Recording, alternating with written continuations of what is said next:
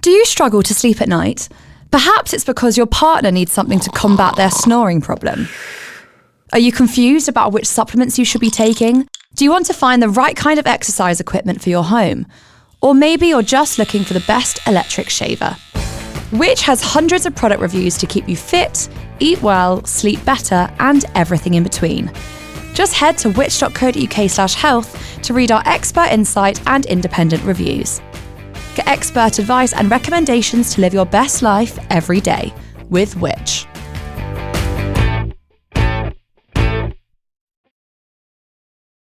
It's that time of year again. Have you turned your heating on yet? Or maybe you've got boiler maintenance, replacement and repair on your mind. Hello and welcome to another episode of Which Shorts, the podcast that gives you a free insight into our magazines every single week. Now today, given the weather is getting colder, we're looking at boilers and explaining why it pays to plan ahead. In the October issue of Which magazine, Lisa Galley has teamed up with Adam Snook to explain why having a plan for your boiler's maintenance and ultimately its replacement is vital. Here's their piece adapted for the podcast this week, read by me, James Rowe. An unexpected boiler breakdown can lead to you shelling out thousands on a new one with little to no warning. And it's not an uncommon scenario. A third of Which members, when surveyed, told us that it had happened to them once before. But even if a replacement boiler isn't needed right now, there is plenty you can do to get your home and your finances ready for whatever comes next. If your boiler is nearing the end of its life, you should discuss your options with a qualified heating engineer before you get to a midwinter crisis point. When you do need to make the change, you'll have a much better idea about what you want next and how much it'll cost.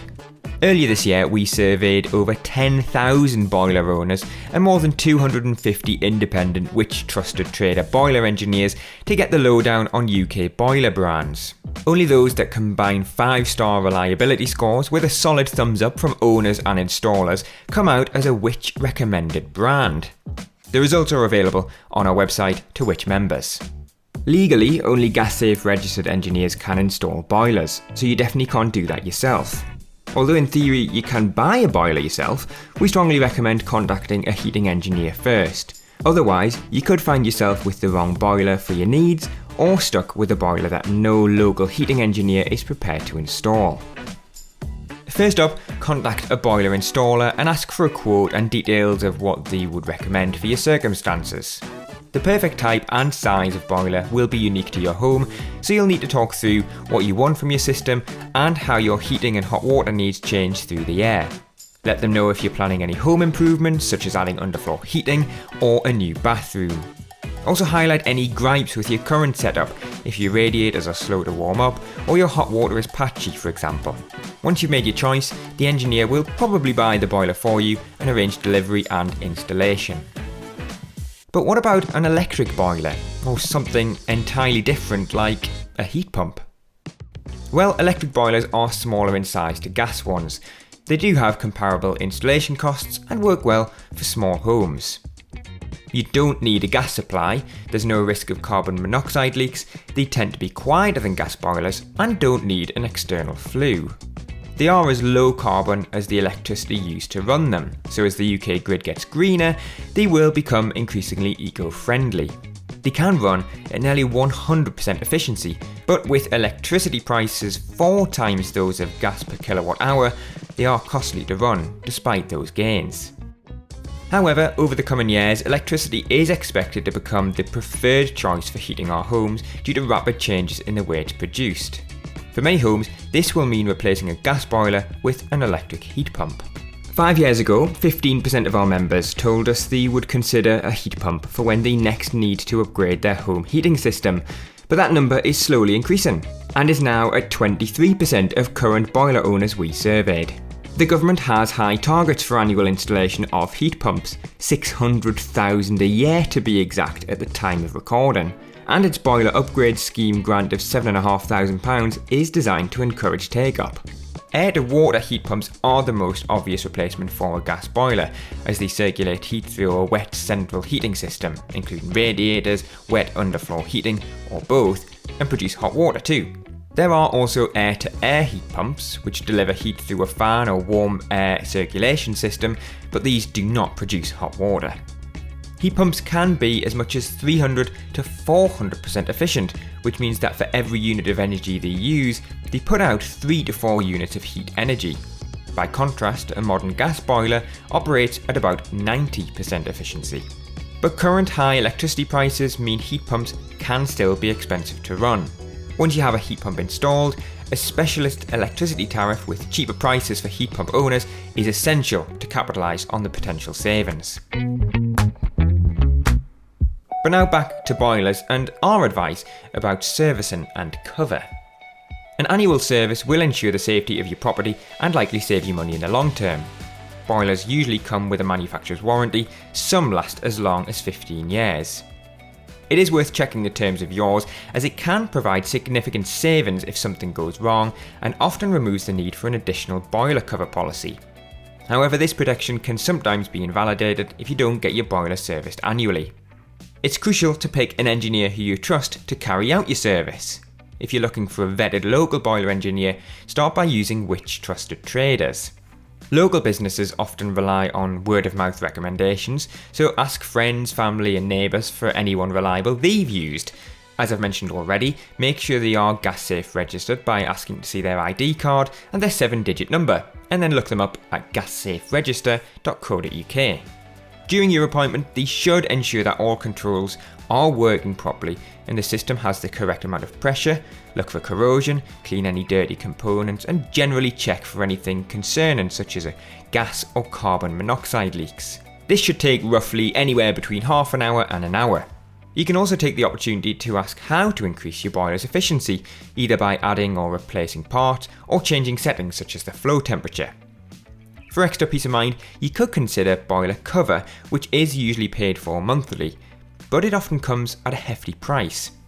Every year we look into this and consistently find that boiler insurance is rarely cost effective for most households. A well-maintained boiler shouldn't need frequent repairs, so unless your boiler is particularly fault prone, you shouldn't need to spend a fortune on its maintenance, even if you're paying up front.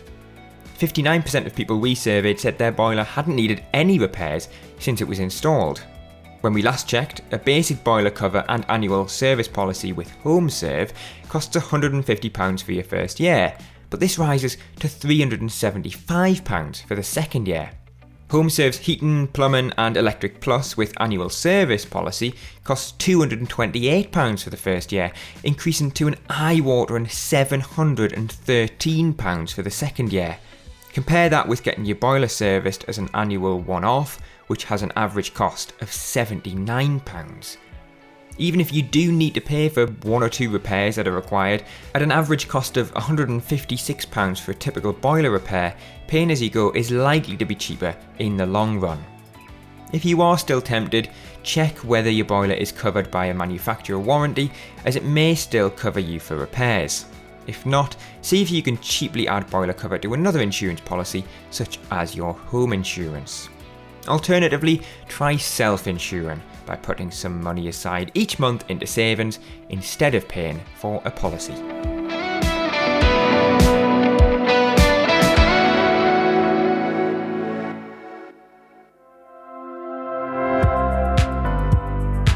That brings to an end another podcast from Which. There's loads more for you to read about everything we discussed today. Just head to the episode description for more useful everyday advice. There you'll also find an exclusive offer for podcast listeners like you to become a Which member for 50% off the usual price, giving you access to our product reviews, our app, one-to-one personalised buying advice and every issue of Which magazine across the year. Plus, your membership helps us to make life simpler, fairer and safer for everyone. If you'd like to know when we release a new episode, then make sure you press subscribe wherever you're listening. That way you can be one of the first to listen. And for any questions, comments or anything in between, follow us on social media at Which UK or email us podcasts@which.co.uk. Goodbye.